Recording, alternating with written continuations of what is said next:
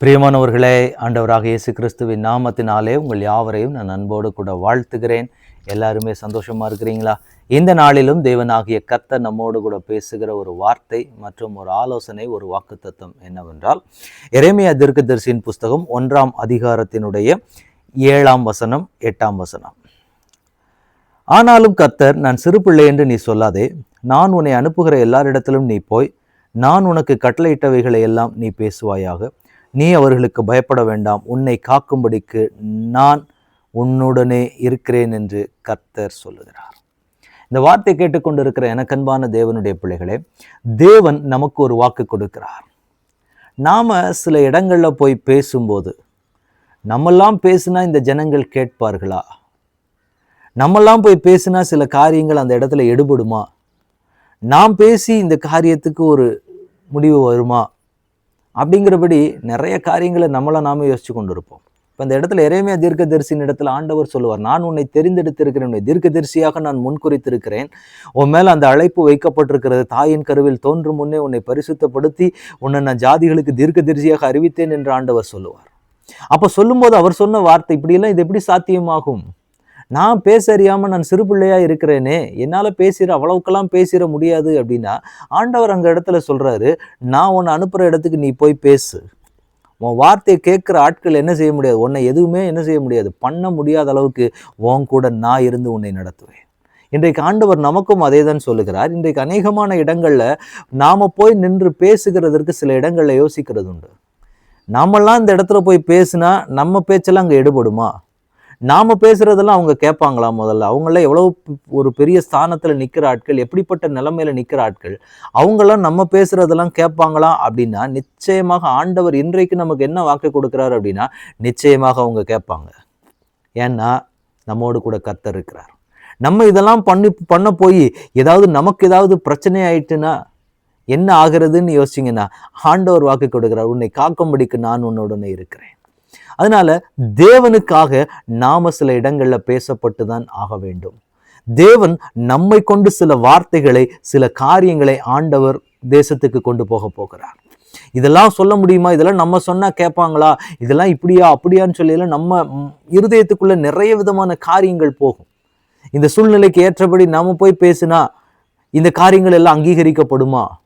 இந்த காரியங்கள் எல்லாம் ஏற்றுக்கொள்ளப்படுமா அப்படின்னு சொல்லக்கூடிய ஒரு நிலைமையில நீங்க இருப்பீங்கன்னா, ஆண்டவர் சொல்றாரு, நீங்க அப்படியெல்லாம் யோசிக்க வேண்டியதே கிடையாது. இப்ப இந்த இடத்துல எரேமியா தீர்க்கதரிசி சொல்லுகிற ஒரு காரியத்தை பார்க்கும்போது, ஆண்டவரே, நான் பேச அறியேன், நான் சிறு பிள்ளையா இருக்கிறேன், என்னால இதெல்லாம் பண்ணிட முடியாதுன்னும் போது ஆண்டவர் சொல்றாரு, அப்படியெல்லாம் நீ சொல்லக்கூடாது. நான் உனக்காக பேசுவேன், நான் உனக்கு வார்த்தையை கொடுப்பேன், அந்த வார்த்தையை நான் உனக்கு எந்த இடத்துல போய் சொல்றேனோ அந்த இடத்துல நீ போய் சொல்லு. அந்த இடத்துல எந்த பாதிப்பும் வராதபடிக்கு நான் பார்த்து கொள்ளுகிறேன். அது என்னுடைய காரியம்.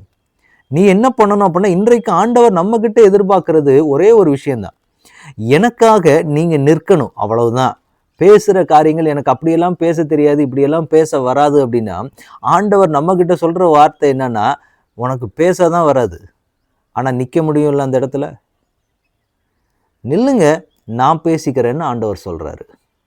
ஆயத்தமா இருக்கிறீங்களா? இன்றைக்கு தேவனுடைய அழைப்பையும் தரிசனத்தையும் பெற்றுக்கொண்டிருக்கிற தேவனுடைய பிள்ளையே, இதெல்லாம் நான் செஞ்சிட முடியாது, இதெல்லாம் நான் பண்ணிட முடியாது, இதெல்லாம் சாத்தியம் ஆகிறதே கிடையாதுன்னு சொல்லி நிறைய நேரங்களில் நீங்களே நினைச்சிட்டு இருக்கிறீங்க. ஆனா ஆண்டவர் என்ன சொல்றாரு அப்படின்னா, உங்களுக்கு பேச தெரியாது, உண்மைதான், சரியா உங்களுக்கு பேச்சு வராது, கூட்டத்தை கண்டாலே நீங்க பயப்படுற ஆள் தான், ஸ்டேஜ் ஃபியர் பயங்கரமா இருக்கும். ஆனா ஆண்டவர் சொல்றாரு, அத்தனை பேருக்கு முன்னாடி நான் உன்னை பயன்படுத்துவேன்னு ஆண்டவர் சொல்லும்போது எப்படி இருக்கும் அப்படின்னா, கண்டிப்பா அதை ஏத்துக்கவே முடியாது. நம்ம பயப்படுவோம், பயந்து நடுங்குவோம். ஆனா ஆண்டவர், அதனால இப்படியெல்லாம் ஆண்டவர்கிட்ட சொல்றோம்னா நம்மளை விட்டுருவாருன்னு நினைக்காதீங்க. அப்படியெல்லாம் நம்ம சொன்னாதான் நம்மளை ரொம்ப பிடிச்சிக்கும் ஆண்டவருக்கு. ஏன்னா ஆண்டவருக்கு எல்லாம் தெரியுங்கிறத விட எதுவுமே தெரியாதுங்கிற ஆள் தான் ஆண்டவருக்கு ரொம்ப பிடிக்கும். அப்படி லிஸ்ட்ல தான் உங்களை ஆண்டவர் சூஸ் பண்ணி இருக்கிறாரு. நீங்க நினைக்கிறீங்க, ஆண்டவர் இதெல்லாம் விட்டுட்டு போயிட்டேன்னா, இப்படியெல்லாம் நான் சொல்லிட்டு ஆண்டவரிடத்துல இருந்து நான் தப்பிச்சுக்கலான்னு நினைக்கிறீங்க. ஆனா ஆண்டவர் என்ன பண்றாரு அப்படின்னா, அப்படி இருக்கிறதுனாலதான் என்னால ஒண்ணுமே பண்ண முடியாது, என்னால எதுவுமே செய்ய முடியாது, ஆண்டவரே நான் பேச அறியேன், சிறுபிள்ளையா இருக்கிறேன் அப்படின்னு சொல்லி அந்த மனுஷன் சொன்னது மாதிரி தான் இன்னைக்கு நாமளும் சொல்லிட்டு இருக்கிறோம். நிறைய நேரங்கள் ஆண்டவர் நம்ம பயன்படுத்தணும்னு நினைக்கிற பொழுதெல்லாம், நம்ம ஊழியர்கள் மூலமாக வச்சு உங்களை எப்படியாவது ஆண்டவர் பயன்படுத்த வைக்கணும்னு நினைக்கும் போது நம்ம என்ன பண்ணுவோம் தெரியுமா? இதெல்லாம் எங்களுக்கு வராதுன்ட்டு நம்ம எஸ்கேப் ஆயிடலாம்னு நினைப்போம்.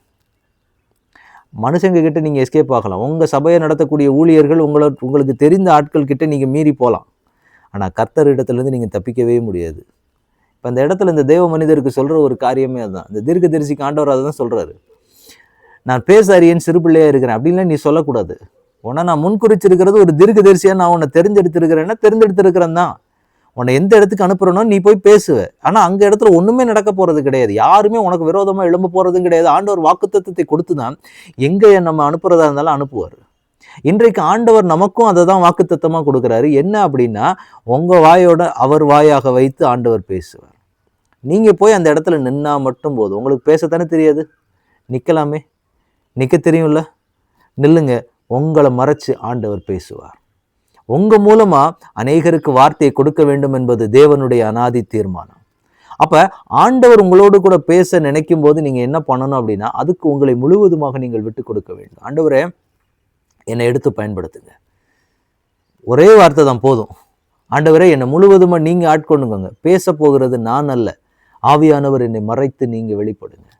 பேச போகிறது நீங்கள் கிடையாதுங்க. நீங்கள் பேசினா தான் பயப்படணும், நீங்கள் பேசினா தான் யோசிக்க, நீங்கள் போய் நிற்க தான் போகிறீங்க. ஆண்டவருக்கு வேண்டியது ஒரே ஒரு பாத்திரம் மட்டும்தான். ஒரே ஒரு சரீரம் ஆண்டவருக்கு தேவை.